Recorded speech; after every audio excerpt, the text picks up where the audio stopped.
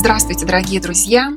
И в этом видео я хочу с вами поделиться прекрасными видами Гранд Каньона, Великого каньона, как его еще называют. В начале мая мы посетили это место. Была прекрасная погода, не было жарко, не было холодно. Присаживайтесь поудобнее, и я начинаю мой рассказ.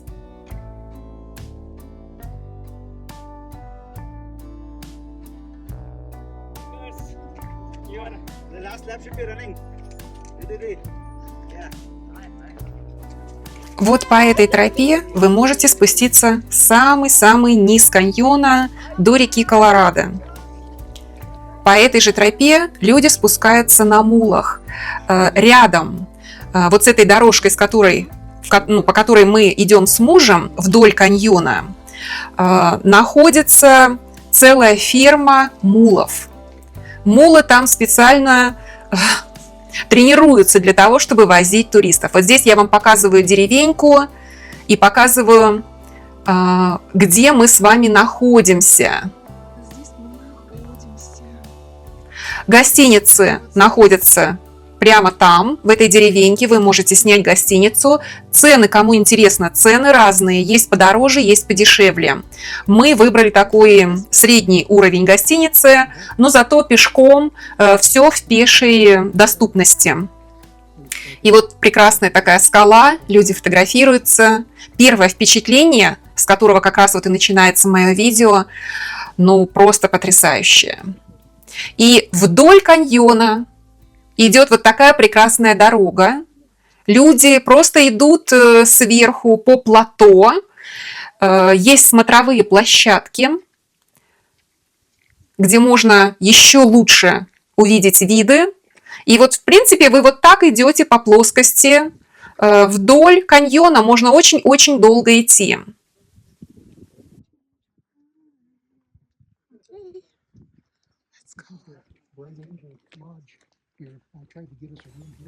Мы идем в правую сторону, идем в сторону известной гостиницы и очень известного ресторана. К сожалению, еда в этом ресторане меня немножко разочаровала. Ну и вот так выглядел наш номер. На первом этаже. И буквально в 100 метрах наша гостиница находилась от Гранд Каньона. Мы приехали туда ровно на одни сутки, то есть мы 2 ночи переночевали, 1 день полностью посетили пешеходной, можно сказать, и автобусной экскурсии.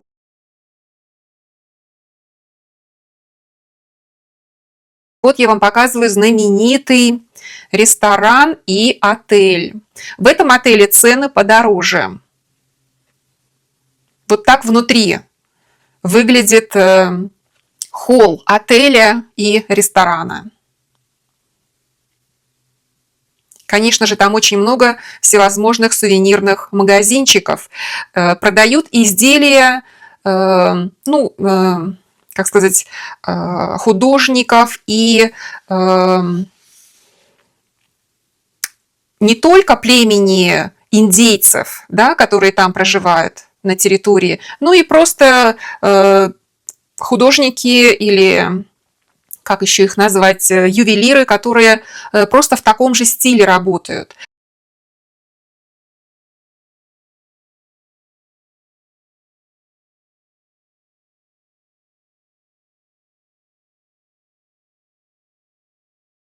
Здесь вот тоже интересное такое здание. Кому интересно, я покажу табличку, и вы можете с помощью переводчика изучить всю информацию. Вот, Hopi House называется. Вот с помощью переводчика, кому интересно, переведите и узнайте, что это за Hopi House. Дом, такой специальный дом, который был открыт в 1905 году. Почему он называется Hopi и что происходило? В стиле, так скажем, американских индейцев, которые жили постоянно на какой-то земле.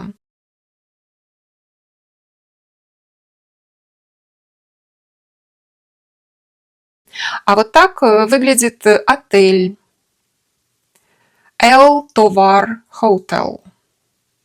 И тоже вот здесь информация. Кому интересно, пожалуйста, с помощью переводчика переводите.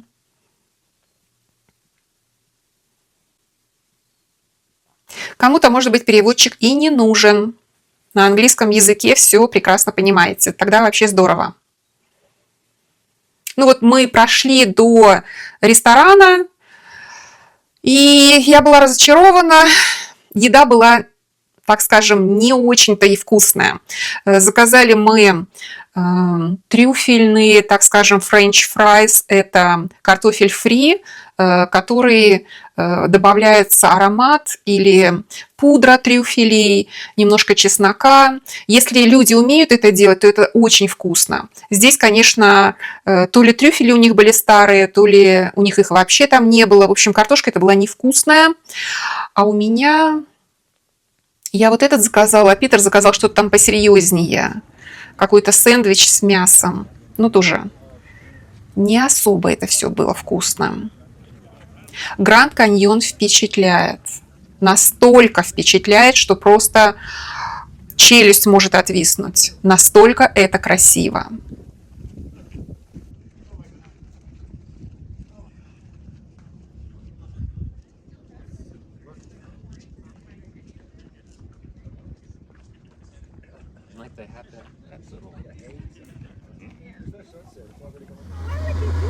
Вот такие автобусы ходят вдоль Гранд Каньона. И здесь вы видите и дорожку, и вот остановка, и автобусы эти бесплатные на территории. То есть, что я имею в виду?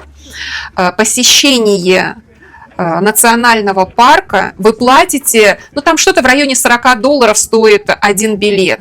То есть это уже включает бесплатный вот этот, можно сказать, автобус. Хотите, пользуйтесь, хотите, ходите пешком, потому что вот эта вот дорожка вдоль каньона асфальтированная, по ней очень удобно и легко ходить. И, кстати говоря, она довольно длинная. То есть мы какую-то часть прошли, какую-то часть мы проехали на автобусе, и муж мой не вышел ни на одну смотровую площадку, потому что он боится очень высоты. Я боюсь высоты, но не настолько. Я, конечно, все лучшие смотровые площадки прошла, и моя задача была, конечно, снять на память все эти прекрасные виды. Везде, на каждой остановке есть таблички, которые рассказывают подробнее или о людях, которые там жили, ну или просто дают какую-то информацию. Вот эти виды перед вами – это грандиозные виды, но здесь пока еще не видно реку Колорадо. Дальше там будут еще лучше виды, и там уже с рекой Колорадо. Вот здесь я как раз спускаюсь на одну из смотровых площадок, посмотреть, как там и что там. Ну и давайте немножко такой, скажем, информации более подробной о Гранд Каньоне из интернета.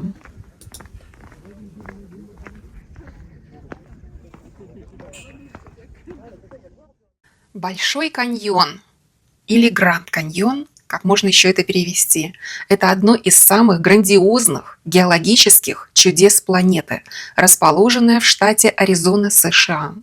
Он представляет собой гигантское ущелье, вымытое водами реки Колорадо за миллионы лет, и является объектом всемирного наследия ЮНЕСКО. Склоны каньона обнажают породы, возраст которых достигает 2 миллиардов лет. Это почти половина истории Земли. Из-за огромного перепада высот внутри каньона существует несколько климатических зон. От засушливой пустыни внизу до густых лесов на более высоких краях. Каньон привлекает более 5 миллионов путешественников ежегодно. Для посетителей оборудованы специальные смотровые площадки, включая знаменитый мост со стеклянным дном Grand Canyon Skywalk, а также многочисленные пешеходные маршруты.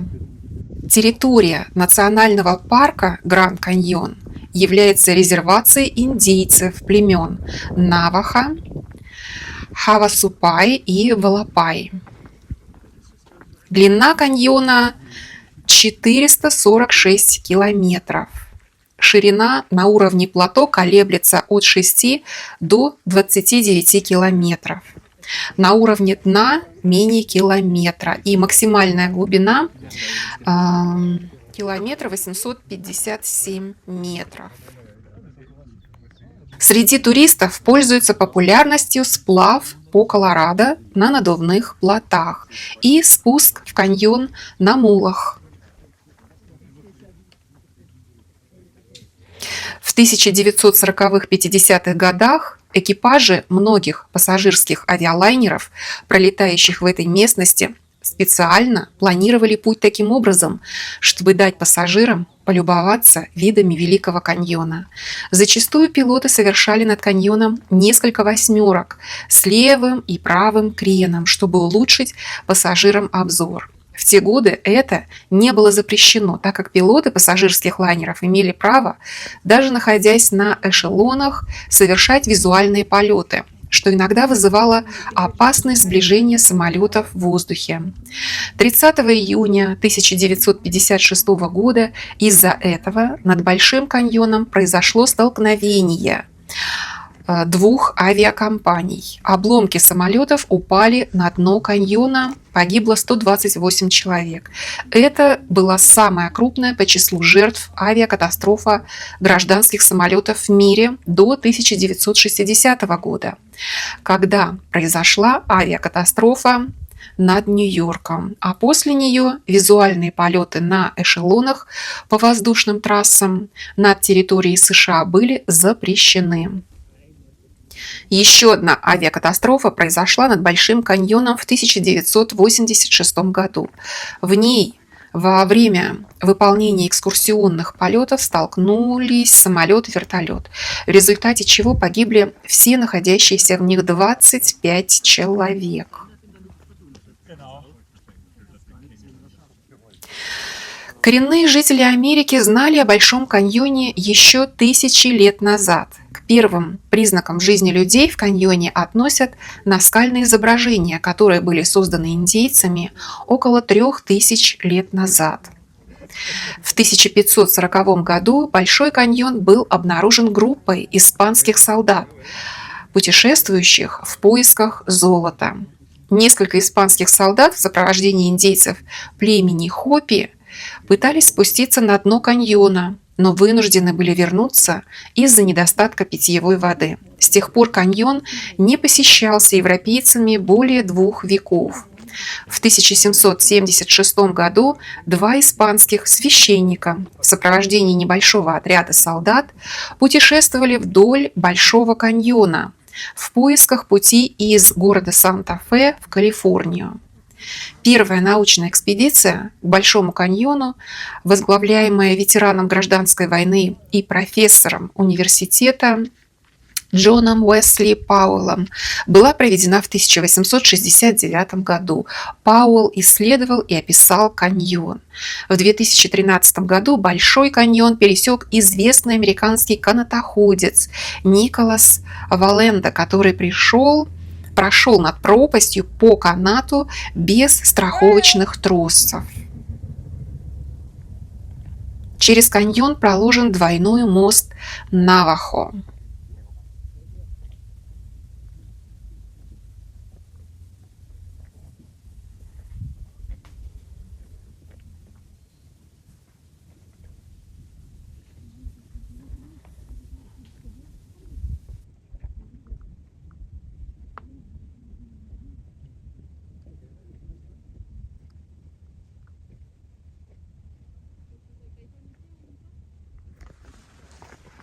Мой муж боится высоты, стоит подальше, к обрывам не подходит. Я боюсь, конечно, но не так сильно. Невероятная красота. Камера, конечно, не может передать то, что видит глаз. И внизу видно река Колорадо. И по информации она все еще углубляет каньон, и он все еще будет глубже и глубже.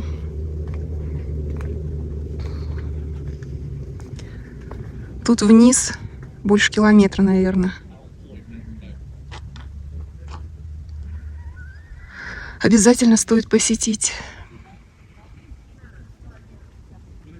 Очень удобные дорожки вдоль каньона можно идти.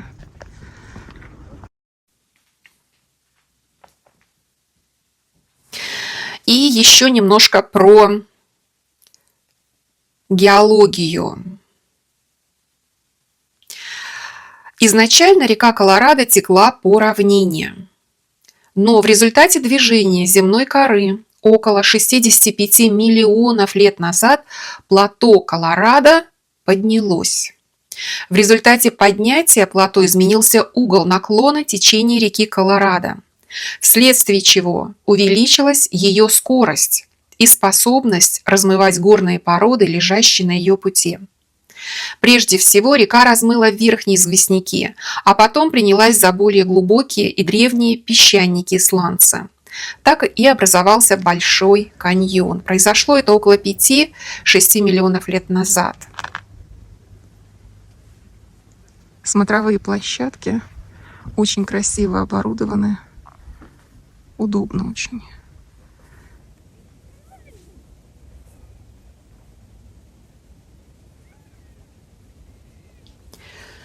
Полеты на вертолете над Гранд Каньоном – это самый популярный способ увидеть ущелье с высоты. Стоимость варьируется от где-то $300 до $800.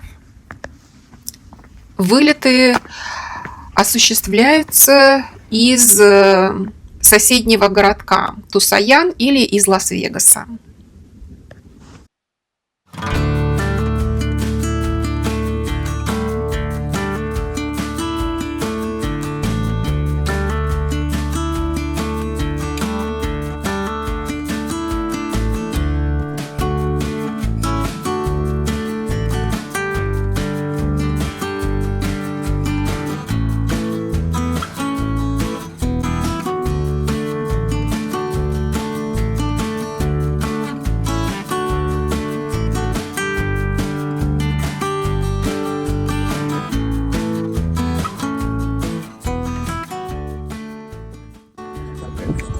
But they weren't. I mean, they weren't dry suits. You were getting, you know. Wet, yeah.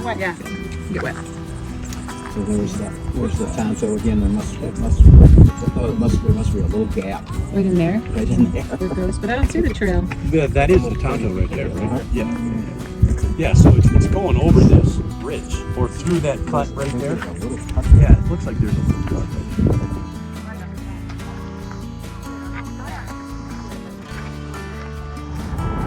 Олень. Девочка пасется прямо вот на дороге, никого не боится. И с этой стороны их много. Видите, рожек у них нет. Это вот обычный, ну как благородный олень.